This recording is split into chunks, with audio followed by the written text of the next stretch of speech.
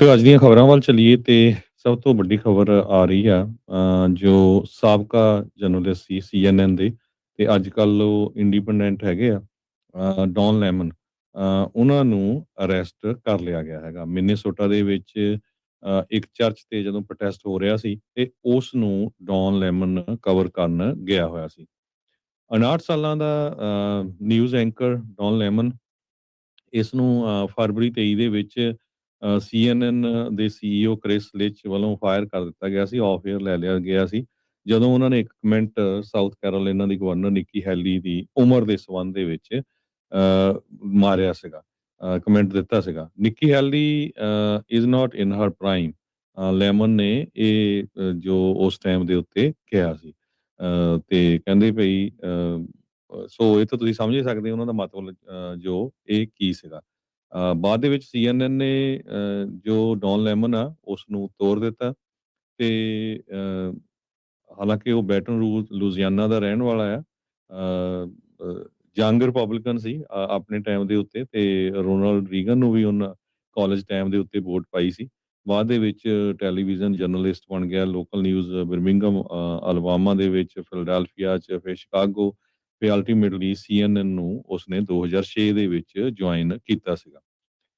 ਹੁਣ Don lemon ਜੋ ਆ ਉਹ ਕਹਿੰਦੇ ਵੀ ਮੈਂ ਤਾਂ ਜੋ ਉੱਥੇ ਹੋ ਰਿਹਾ ਸੀ ਪ੍ਰੋਟੈਸਟ ਚਰਚ ਦੇ ਵਿੱਚ ਉਹਨੂੰ ਕਵਰ ਕਰਨ ਗਿਆ ਸੀ।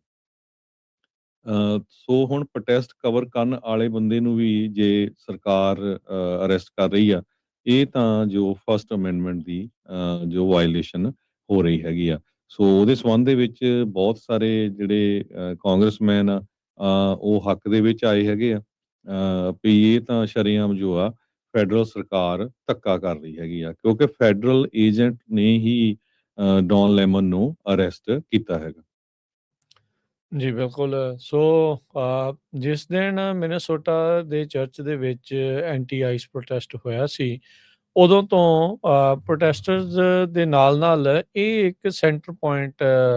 ਬਣ ਗਿਆ ਸੀਗਾ ਕਿਉਂਕਿ ਡੌਨ ਲੈਮਨ ਨੇ ਉੱਥੇ ਇਸ ਦੀ ਕਵਰੇਜ ਜਿਹੜੀ ਉਹ ਕੀਤੀ ਸੀ। ਪਹਿਲਾਂ ਵੀ ਜਦ ਇਸ ਦੇ ਉੱਤੇ ਗੱਲਬਾਤ ਜਿਹੜੀ ਹੋਈ ਸੀ, ਹਰਮੀਤ ਢਿੱਲੋਂ ਜਿਹੜੇ ਸਿਵਲ ਰਾਈਟਾਂ ਦੇ ਹੈਗੇ ਨੇ ਅਸਿਸਟੈਂਟ ਅਟਾਰਨੀ ਜਨਰਲ, ਉਹਨਾਂ ਨੇ ਅਗਲੇ ਦਿਨ ਹੀ ਜਾ ਕੇ ਇਹਨਾਂ ਦਾ ਨਾਮ ਵੀ ਉੱਥੇ ਲਿਆ ਸੀ ਇੱਕ ਕੰਜ਼ਰਵੇਟਿਵ ਟਾਕ ਸ਼ੋਅ ਦੇ ਵਿੱਚ। ਤੇ ਇਹ ਜਿਹੜਾ ਮੁੱਖ ਸੂਤਰਧਾਰ ਦੇ ਤੌਰ ਦੇ ਉੱਤੇ ਇਸ ਨੂੰ ਜਿਹੜਾ ਉਹ ਪੇਸ਼ ਕੀਤਾ ਜਿਹੜਾ ਉਹ ਜਾ ਰਿਹਾ ਆ ਤੇ ਇਹਦਾ ਇਹ ਕਹਿਣਾ ਸੀਗਾ ਵੀ ਮੈਂ ਇਕੱਲਾ ਥੋੜ੍ਹੀ ਸੀਗਾ ਉਸ ਪ੍ਰੋਟੈਸਟ ਨੂੰ ਜਿਹੜਾ ਉਹ ਕਵਰ ਕਰਨ ਵਾਲਾ, ਹੋਰ ਵੀ ਬਥੇਰੇ ਜਿਹੜੇ ਉਹ ਪੱਤਰਕਾਰ ਸੀਗੇ, ਹੋਰ ਵੀ ਜਿਹੜੇ ਜਰਨਲਿਸਟ ਆ ਜਿਹੜੇ ਉਹ ਆਏ ਹੋਏ ਸੀਗੇ। ਪਰ ਕਹਿੰਦੇ ਵੀ ਮੈਨੂੰ ਜਿਹੜਾ ਇਸ ਦੇ ਵਿੱਚ ਪਿੰਨ ਪੁਆਇੰਟ ਕਰਕੇ ਵਿੱਚੋਂ ਇਕੱਲਿਆਂ ਜਿਹੜਾ ਉਹ ਕੱਢਿਆ ਗਿਆ ਹੈਗਾ ਆ। ਸੋ ਇਹ ਪ੍ਰੋਟੈਸਟ ਐਂਟੀ ਆਈਸ ਦੇ ਉਲਟ ਜਿਹੜੇ ਚੱਲੇ ਸੀ, ਆਈਸ ਆਊਟ ਦੇ ਜਿਹੜੇ ਨਾਅਰੇ ਆ ਉਹ ਉੱਥੇ ਲੱਗ ਰਹੇ ਸੀਗੇ। 18 ਜਨਵਰੀ ਦੀ ਇਹ ਘਟਨਾ ਆ, ਸਿਟੀਜ਼ ਚਰਚ ਸੀਗਾ ਮਿਨੇਸੋਟਾ ਦੇ ਵਿੱਚ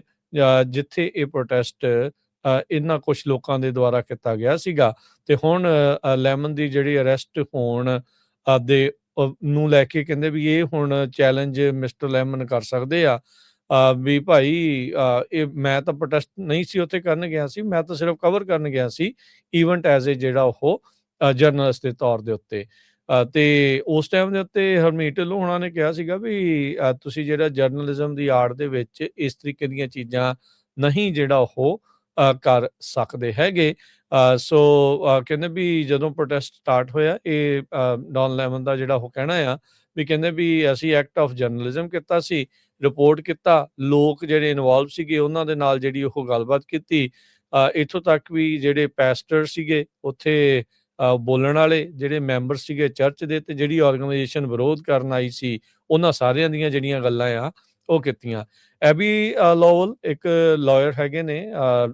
ਇਹਨਾਂ ਦੇ ਲੈਮਨ ਦੇ, ਉਹ ਕਹਿੰਦੇ ਵੀ ਅਸੀਂ ਇਹਨਾਂ ਚਾਰਜਿਸ ਦੇ ਉਲਟ ਫਾਈਟ ਜਿਹੜੀ ਉਹ ਕਰਾਂਗੇ। ਜਸਟਿਸ ਡਿਪਾਰਟਮੈਂਟ ਕਹਿੰਦੇ ਵੀ ਇਸ ਟਾਈਮ ਇੱਕ ਸਟਨਿੰਗ ਤੇ ਟਰਬਲਿੰਗ ਐਫਰਟ ਕਰ ਰਿਹਾ ਆ ਵੀ ਲੋਕਾਂ ਨੂੰ ਜਿਹੜੇ ਜਰਨਲਿਸਟ ਆ ਉਹਨਾਂ ਨੂੰ ਪਨਿਸ਼ ਕੀਤਾ ਜਾਵੇ ਤੇ ਉਹਨਾਂ ਨੂੰ ਚੁੱਪ ਜਿਹੜਾ ਉਹ ਕਰਾਇਆ ਆ ਜਾਵੇ। ਸੋ ਕਹਿੰਦੇ ਵੀ ਅਰੈਸਟ ਤੋਂ ਪਹਿਲਾਂ ਜਿਹੜਾ ਉਹਨਾਂ ਨੇ ਇਹ ਜਿਹੜਾ ਉਹ ਆਖਿਆ, ਉਹ ਕਹਿੰਦੇ ਵੀ ਜਿਹੜਾ ਵੀ ਇਹ ਲੇਟੈਸਟ ਅਟੈਕ ਆ ਰੂਲ ਆਫ ਲਾ ਦੇ ਉਲਟ ਤੇ ਇਹ ਜਿਹੜੇ ਚਾਰजेस ਆ ਉਹਨਾਂ ਨੂੰ ਉਹ ਵਿਗਰਸਲੀ ਫਾਈਟ ਕਰਨਗੇ ਤੇ ਥੋਰੋਲੀ ਫਾਈਟ ਕਰਨਗੇ ਅਦਾਲਤ ਦੇ ਜਿਹੜੇ ਉਹ ਵਿੱਚ ਜਸਟਿਸ ਡਿਪਾਰਟਮੈਂਟ ਨੇ ਕਿਹਾ ਸੀਗਾ ਵੀ ਉਹ ਸਾਰੇ ਹੀ ਉਹਨਾਂ ਪ੍ਰੋਟੈਸਟਰਸ ਨੂੰ ਪ੍ਰੋਸੀਕਿਊਟ ਜਿਹੜੇ ਉਹ ਕਰਨਗੇ ਜਿਨ੍ਹਾਂ ਨੇ ਲਾਈਨ ਇਹ ਕ੍ਰਾਸ ਕੀਤੀ ਆ ਐਕਟੀਵਿਟੀ ਦੀ ਜਿਹੜੀ ਕਿ ਫਸਟ ਅਮੈਂਡਮੈਂਟ ਦੇ ਅੰਡਰ ਕਹਿੰਦੇ ਵੀ ਉਦਾਂ ਪ੍ਰੋਟੈਕਟਡ ਹੈਗੀ ਆ impeding law enforcement or in case church protest violating others ਜਿਹੜੇ ਉਹ ਰਾਈਟ ਸੋ ਇਹ ਇੱਕ ਜਿਹੜਾ ਹਰਜੋਤ ਸਿੰਘ ਜੀ ਨਵਾਂ ਪ੍ਰੈਸੀਡੈਂਟ ਸੈੱਟ ਜਿਹੜਾ ਉਹ ਹੁਣ ਜਾ ਰਿਹਾ ਆ ਸੋ ਇਹਦੇ ਨਾਲ ਇਹ ਵੀ ਹਰਜੋਤ ਸਿੰਘ ਜੀ ਹੋ ਸਕਦਾ ਵੀ ਕੱਲ ਨੂੰ ਕਿਤੇ ਵੀ ਕੋਈ ਪ੍ਰੋਟੈਸਟ ਜਾਂ ਕੋਈ ਇਦਾਂ ਦੀ ਚੀਜ਼ ਹੋ ਰਹੀ ਆ ਵੀ ਉਹ ਫਿਰ ਡਿਪੈਂਡ ਕਰੂਗਾ ਵੀ ਕੋਈ ਉੱਥੇ ਜਰਨਲਿਸਟ ਜਾਊਗਾ ਨਹੀਂ ਜਾਊਗਾ ਉਹਨੂੰ ਕਵਰ ਕਰੀਏ ਨਾ ਕਰੀਏ ਵੀ ਕਿਤੇ ਬਾਅਦ ਦੇ ਵਿੱਚ ਦੋਸਤ ਸਾਰਾ ਉਹਨਾਂ ਸਿਰ ਮੜ ਕੇ ਉਹਨਾਂ ਨੂੰ ਹੀ ਜਿਹੜਾ ਉਹ ਗ੍ਰਿਫਤਾਰ ਨਾ ਕਰ ਲਿਆ ਜਿਹੜਾ ਹੋ ਜਾਵੇ ਸੋ ਹੁਣ ਇਹ ਕਿਹਦੇ ਰਾਈਟ ਕਿਵੇਂ ਆ ਇਹ ਅਦਾਲਤ ਜਿਹੜੀ ਉਹ ਫੈਸਲਾ ਕਰੇਗੀ ਸੋ ਇਹ ਜਿਹੜੀ ਹਰਜੋਤ ਸਿੰਘ ਜੀ ਘਟਨਾਕ੍ਰਮ ਜਿਹੜਾ ਉਹ ਵਾਪਰਿਆ ਆ ਤੇ ਜਿਹੜਾ ਲੈਮਨ ਆ ਡੌਨ ਲੈਮਨ ਆ ਉਸ ਨੂੰ ਹੁਣ ਜਿਹੜੇ ਫੈਡਰਲ ਚਾਰजेस ਦੇ ਅੰਡਰ ਗ੍ਰਿਫਤਾਰ ਜਿਹੜਾ ਉਹ ਕਰ ਲਿਆ ਗਿਆ ਹੈਗਾ ਆ ਇਸ ਤੋਂ ਇਲਾਵਾ ਜਿਹੜਾ ਹਰਜੋਤ ਸਿੰਘ ਜੀ ਕਈ ਲੋਕ ਪਹਿਲਾਂ ਵੀ ਜਿਹੜੇ ਪ੍ਰੋਟੈਸਟ ਕਰਨ ਵਾਲੇ ਸੀ ਜਿਹੜੇ ਮੇਨ ਉਹਨਾਂ ਉਸ ਆਰਗੇਨਾਈਜੇਸ਼ਨ ਦੇ ਵਿੱਚੋਂ ਜਿਨ੍ਹਾਂ ਨੇ ਚਰਚ ਜਾ ਕੇ ਪ੍ਰੋਟੈਸਟ ਕੀਤਾ ਸੀ ਉਹਨਾਂ ਨੂੰ ਵੀ ਗ੍ਰਿਫਤਾਰ ਕੀਤਾ ਜਾ ਚੁੱਕਾ ਹੈਗਾ ਆ ਜੀ ਬਿਲਕੁਲ ਸੋ ਡੌਨ ਲੈਮਨ ਦੇ ਨਾਲ ਇੱਕ ਹੋਰ ਜਰਨਲਿਸਟ ਨੂੰ ਤੇ 3 ਹੋਰ ਬੰਦਿਆਂ ਨੂੰ ਵੀ ਜੋ ਆ ਅਰੈਸਟ ਕਰ ਲਿਆ ਗਿਆ ਹੈਗਾ ਡੌਨ ਲੈਮਨ ਨੇ ਇਹ ਕਿਹਾ ਆ ਵੀ ਮੈਂ ਐਜ਼ ਏ ਇੰਡੀਪੈਂਡੈਂਟ ਜਰਨਲਿਸਟ ਕੰਮ ਕਰਦਾ ਆ ਤੇ ਉਹਦਾ ਖੁਦ ਦਾ ਵੀ YouTube ਚੈਨਲ ਹੈਗਾ ਆ 2003 ਚ ਜਦੋਂ CNN ਤੋਂ ਆਊਟ ਕੀਤਾ ਗਿਆ ਸੀ 17 ਸਾਲ ਨੈਟਵਰਕ ਤੇ ਕੰਮ ਕਰਨ ਤੋਂ ਤੇ ਉਹ ਖੁਦ ਹੁਣ ਐਜ਼ ਏ ਇੰਡੀਪੈਂਡੈਂਟ ਜਰਨਲਿਸਟ ਕੰਮ ਕਰ ਰਿਹਾ ਜਸਟਿਸ ਡਿਪਾਰਟਮੈਂਟ ਦੇ ਆਫੀਸ਼ੀਅਲਸ ਨੇ ਇਹ ਕਿਹਾ ਵੀ ਉਹ ਪ੍ਰੋਟੈਸਟਰਸ ਨੂੰ ਪ੍ਰੋਸੀਕਿਊਟ ਕਰਨਗੇ ਜਿਨ੍ਹਾਂ ਨੇ ਲਾਈਨ ਨੂੰ ਕ੍ਰਾਸ ਕੀਤਾ ਹੈਗਾ ਕਿਉਂਕਿ ਕਹਿੰਦੇ ਵੀ ਧਾਰਮਿਕ ਜਗ੍ਹਾ ਦੇ ਉੱਤੇ ਪ੍ਰੋਟੈਸਟ ਕਰਨਾ